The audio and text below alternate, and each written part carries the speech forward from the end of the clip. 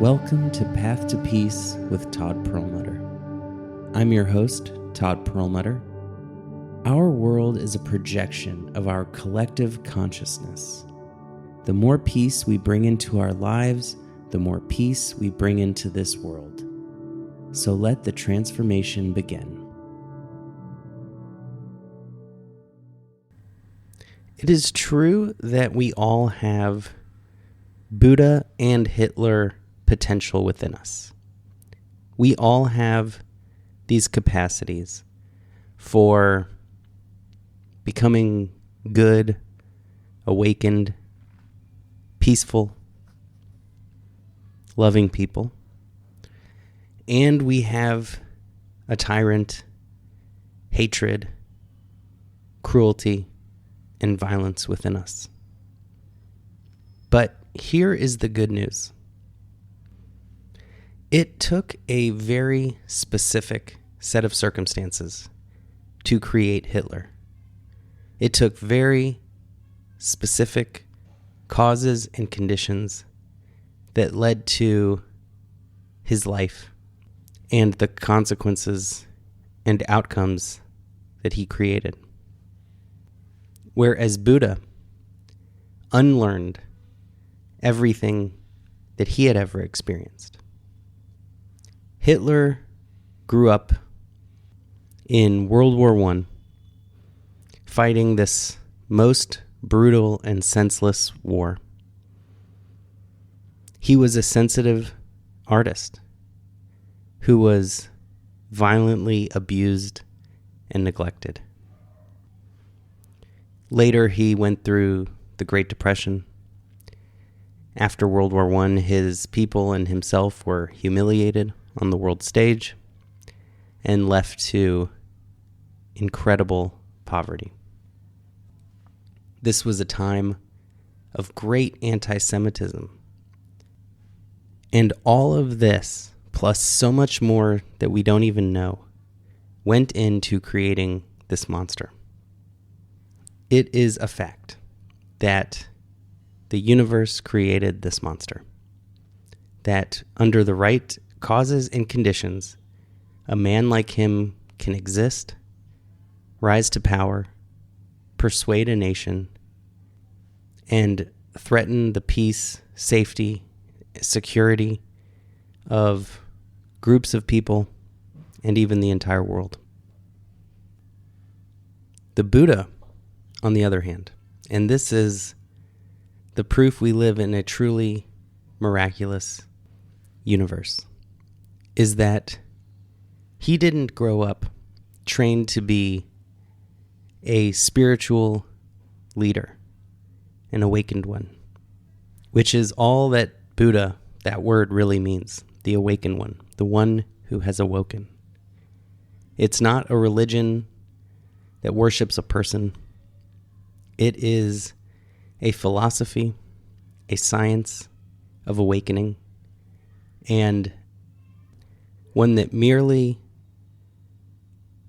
pulls inspiration from this concept of awakening. And it is only the followers, centuries and millennia later, who have kind of changed his own name, Gautama, to the Buddha and began to worship him. But it is merely the ideal of human beings reaching their full potential. And this Gautama Buddha, he grew up actually raised to be a prince. He grew up pampered, without ever having to lift a finger, with every physical desire met on demand.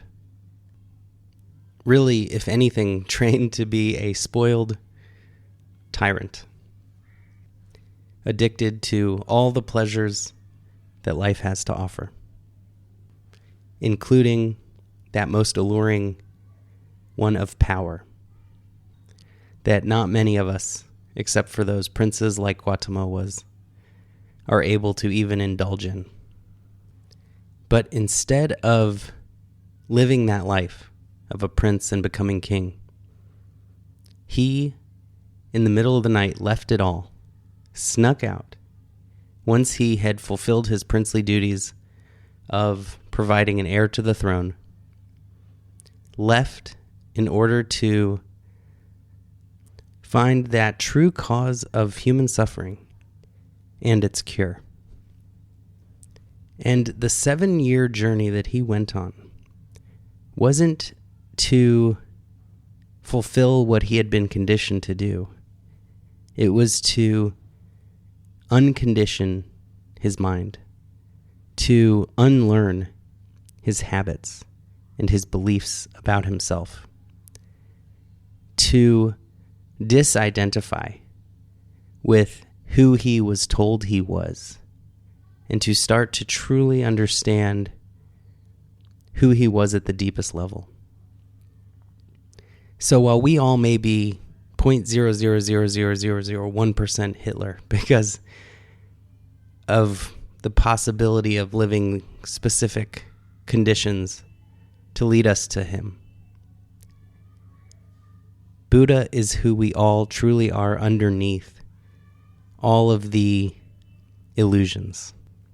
When we peel back all the layers that we have accumulated over our lifetime, our family history, our society's culture, our genetic memory, we all come to these same conclusions, to that one life underneath, free from any habits, free from all mental habits, all thought patterns. We no longer identify with the thoughts, desires, or hatred that we have become accustomed to and identified with. And so we are able to become that pure, expanded consciousness, free from all of our past, our beliefs, free from any identity to a separate self, and becoming that one consciousness underneath that connects all of us, that reveals nothing but pure love, which is ultimately that connection, and recognizing the oneness, the other as the self and the self as the other.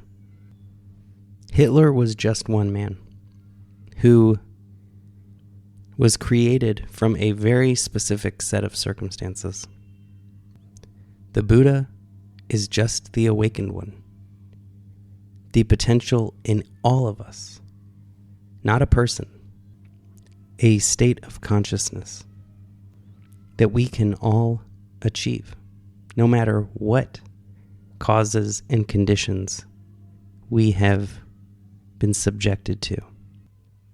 The law of nature states that whatever we nurture multiplies. If we plant an apple seed, an apple tree will grow, producing many apples, each with many seeds. So too, if we act on our negative thoughts, our hateful thoughts, if we become cruel and violent, we multiply the cruelty and violence within us, and it expands. But if we nurture compassion, presence, the awareness of our thoughts without reacting to them or identifying with them, then those qualities multiply exponentially. It took Buddha 7 years to come to these realizations, but it won't take us 7 years if we commit ourselves, because he found the way for us. And you don't have to be a Buddhist. He certainly didn't want us to worship him. But the teachings are all there, and they come from many different groups, religions, sects, backgrounds, science, philosophies. Because wisdom is universal. And these tools have been left for us through countless generations and countless cultures. And it works for a Buddhist as much as it works for an atheist or a Christian or a Jew or a Muslim. It is as much a fundamental law of nature as any other, because every inkling of suffering that we humans face naturally pull us towards these teachings that alleviate suffering. They pull us towards awakening. And that is the state of being that humans are moving towards. It is natural. It is inevitable.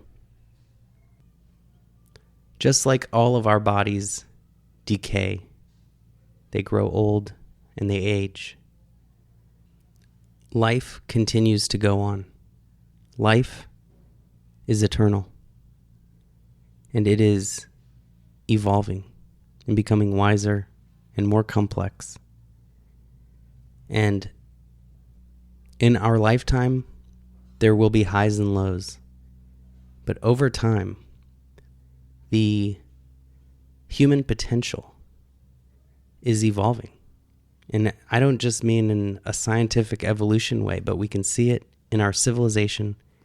We can see it through the history of mankind, how we are evolving, how we have become more peaceful, more aware, more awakened, more conscientious, more fair, more free, more safe, more compassionate. And this is the reason there is never cause to doubt, to worry, to fear, or panic. Yes, there will be ups and downs, but that is the journey up any mountain. Sometimes you have to go down before you can go back up. It's not just straight up the whole way. But overall, this world is becoming more peaceful. Needless deaths are at all-time lows. The quality of the diet of the average human is better than any time in the history of civilization. And technologically speaking, we are at a time where we are going to be able to combine our modern knowledge with our ancient wisdom. We are in a time of rapid change like we've never seen. And any time that there is growth, there are growing pains. But those are the signs of evolution, of improvement. And we can be grateful for those pains of change because they mean we're figuring it out. We are not complacent and accepting the old ways that weren't working for everybody. But as a species, we are nourishing and nurturing the realization of our true identity, that oneness of consciousness that underlies all living beings, and it is multiplying at an exponential rate. I was recently watching the new trailer for the new Superman movie that is coming out in July, and I am a big Superman fan. I just love this modern day mythology that comic books can give us, and these beautiful stories of morality and heroes' journeys that we can all look up to and emulate. And there is this great scene in that trailer where Lois Lane is interviewing Superman. And she says, "You're being investigated for your actions." And he says, "My actions? I stopped a war." And she says, "Well, you..." entered a foreign country without permission, and he stands up and shouts, "People were going to die." And I just love that line so much because humanity has really complicated something so simple, which is that when someone is going to die, civilians, a child, we justify, we explain away all the reasons that it had to happen. But it's really quite simple. When someone is about to die, an innocent, they don't care what the geopolitical implications are, what the restrictions on helping people are. They just want someone to save them, like we all do. Now, we don't have a Superman who can protect all the innocents, who can stop wars, who can protect both sides from the aggressors on the other sides. But we can all do something to nurture that spark of awareness, the awareness of oneness. We can nourish those attributes of compassion and love and peace. We can witness peacefully those impulses towards anger, hatred, and violence, and not react to them, and stay peaceful, so that they wither away and die, like a seed that doesn't get the soil, the water, the nutrients, the sun that it needs to multiply. We can all break those cycles of generational trauma, of generational abuse and violence and cruelty.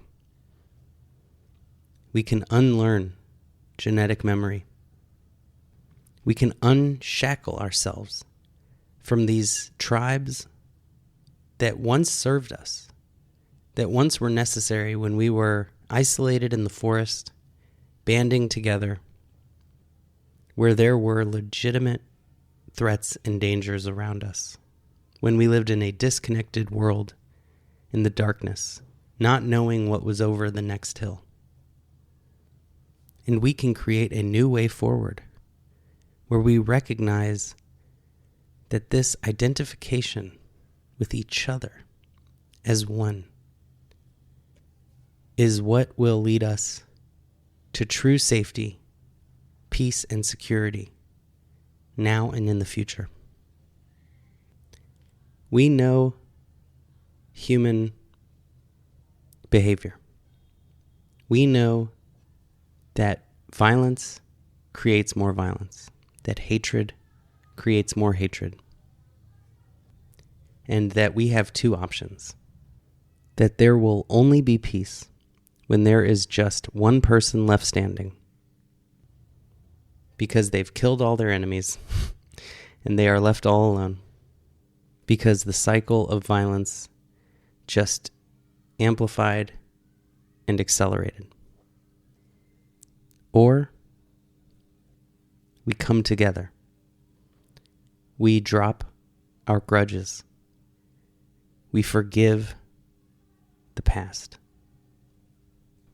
We agree towards building a society of mutual cooperation and benefit, where we all have the time, the space, and the freedom to look within and to find that Buddha within us that lies at the heart of who we each are, where violence and conflict become impossible because there's only oneness and nothing else to fight with, where we discover that love within us, that true source of happiness, that bliss that can never be taken away from us because it is who we are, where no drug, no greed, no selfishness can compare or compete with. That is the world we're moving to. That is the world that will come. It doesn't come from acting on our impulses. It comes from stopping, taking a moment, taking a breath, breaking that habitual chain reaction, and creating a new, better, brighter path forward. So let's get to work. Let's make it happen. Much love, much peace. Thank you so much for listening. Thank you to everyone who supports this podcast on eastwestism.org, YouTube, Patreon, or Buy Me a Coffee. Your support keeps the lights on, the microphones on, and the podcast coming. So thank you so much. All these messages that reach any ears are thanks to your support. Thank you to everyone who just shares, likes, subscribes, leaves a review. Your support truly means the world and makes this possible. From the bottom of my heart, thank you. Much love. Is there more to this universe than science can show us? Is there anything mystical or miraculous in the remote corners of the earth that I could see with my own two eyes? My newest book, Aloneness to Oneness, is that journey of discovery. From the rebellious kid who rejected it all, to the adult searching for something deeper, to the person I am today. It is all of the stories, wisdom, lessons, insights, and inspirations I gained on this adventure. If you've ever questioned, doubted, or wondered about the meaning of it all, this book is for you.